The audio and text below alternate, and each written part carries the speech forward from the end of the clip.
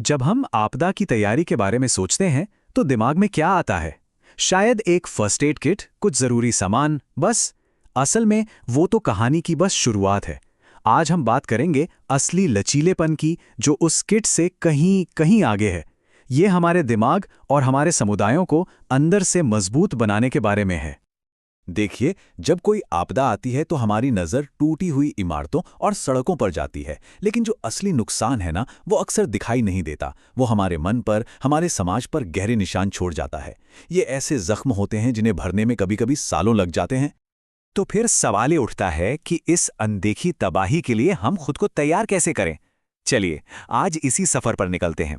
हम सिर्फ चीजें जमा करने से आगे बढ़कर ये समझेंगे कि हम अपने मन और अपने समाज को किसी भी चुनौती के लिए तैयार कैसे कर सकते हैं। लचीलेपन की शुरुआत कहीं बाहर से नहीं, बल्कि हमारे अपने अंदर से होती है।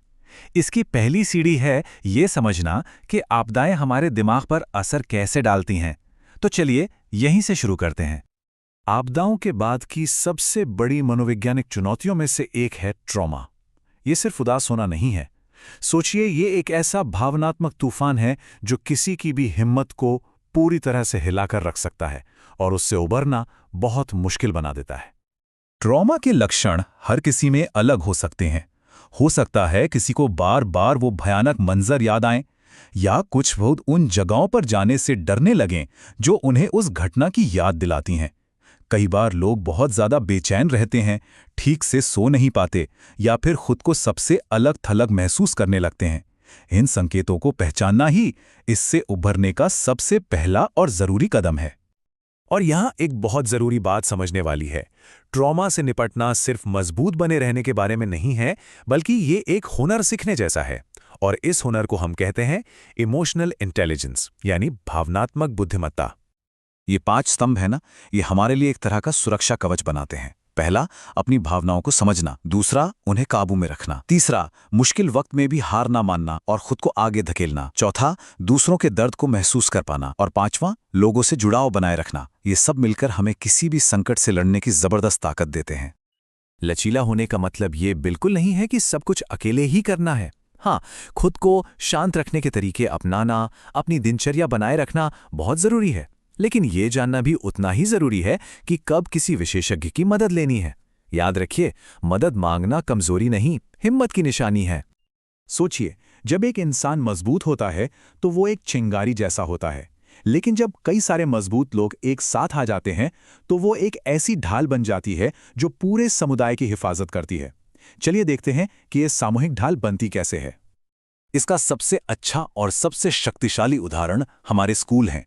स्कूल अपने आप में एक छोटा सा समुदाय होते हैं, जहां यह सिखाया जाता है कि कैसे हम सब मिलकर अपने सबसे छोटे और सबसे नाजुक सदस्यों की रक्षा कर सकते हैं। और ये सिर्फ कागज पर बनी कोई योजना नहीं होती।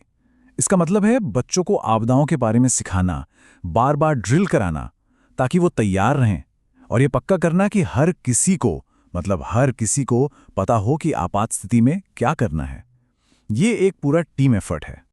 यहीं पर संगठन की असली ताकत दिखती है, जब हर किसी को पता हो कि उसकी भूमिका क्या है, किसे मदद के लिए फोन करना है, किसे जानकारी देनी है, तो कोई कंफ्यूजन नहीं होता। सब कुछ एकदम सदे हुए तरीके से होता है और यही चीज है जो जानें बचाती है। चलिए, अब जरा बड़े पैमाने पर सोचते हैं। आज के इस डिजिटल दौर में टेक्नोलॉजी हमारी सुरक्षा के लिए एक अदृश्य ढाल की तरह काम कर रही है। आइए देखते हैं कैसे। इन सभी सिस्टम्स का एक ही मकसद है, हमें वो सबसे कीमती चीज देना जो आपदा के समय हमारे पास हो सकती है, और वो है समय। एक शुरुआती चेतावनी लोगों को सुरक्षित जगह पर जाने का मौका देती है, जो सचमुच में जिंदगी और मौत के बीच का फर्क साबित हो सकता है। आजकल चेतावनियां हर तरफ से आती हैं, हमारे फोन पर आने वाले एक अलर्ट से लेकर टीवी पर चमकती ब्रेकिंग न्यूज तक। मकसद सिर्फ एक है, ये सुनिश्चित करना कि चेतावनी हर किसी तक हर हाल में पहुंच जाए। ये पूरा सिस्टम 4 आसान कदमों में काम करता है। पहले, सेंसर खतरे को भांपते हैं। फिर सिस्टम उस डेटा को एनालाइज करके बताता है कि खतरा कितना बड़ा है। इसके बाद हम तक अलग अलग तरीकों से चेतावनी भेजी जाती है और आखिर में बचाव दल एक्शन में आ जाते हैं। ये सब एक घड़ी की तरह काम करता है, जहां हर पुर्जा अपनी सही जगह पर होता है। तो भविष्य में क्या है?